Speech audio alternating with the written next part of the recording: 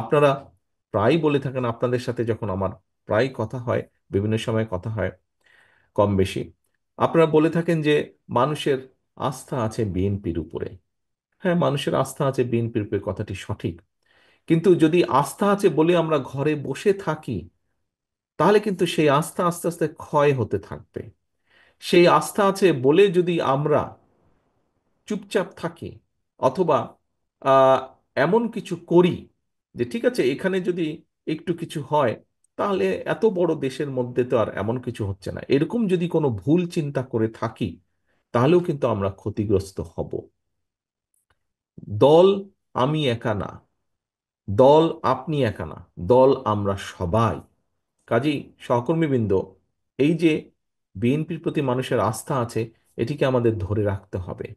এটিকে আমাদের ধরে রাখতে হবে।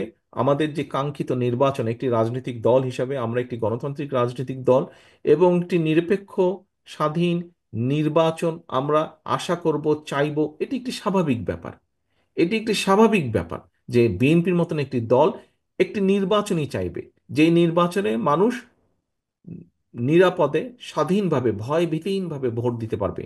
আমরা জনগণের যেটি ডিসিশন, যেটি সিদ্ধান্ত নির্বাচনের মাধ্যমে, সেটি অবশ্যই আমরা মেনে নেব।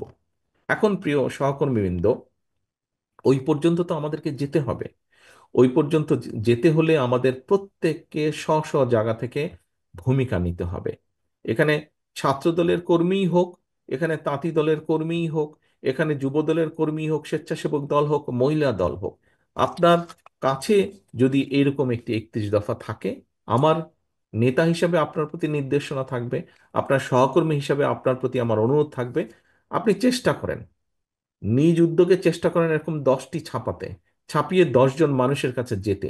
শুধু দিয়ে চলে আসবেন না দয়া করে, যে ভাই ধরেন, সেটি লিফলেটই হোক, আপনার ওই বক্সের মধ্যে এরকম লিফলেট আছে, সেটি লিফলেটই হোক, অথবা এই পকেট বুকটি হোক, পকেট বইটি হোক, শুধু দিয়ে চলে আসবেন না। আপনারা সারাদিন আজকে এখানে জেনেছেন, শুনেছেন, আপনি নিজের ভিতরে ধারণ করেছেন বিষয়গুলো। শুধু নিজের ভিতরে রাখলে হবে না তো, এটি আপনাকে নিয়ে যেতে হবে জনগণের কাছে, এটি আপনাকে নিয়ে যেতে হবে আপনার ভোটারের কাছে,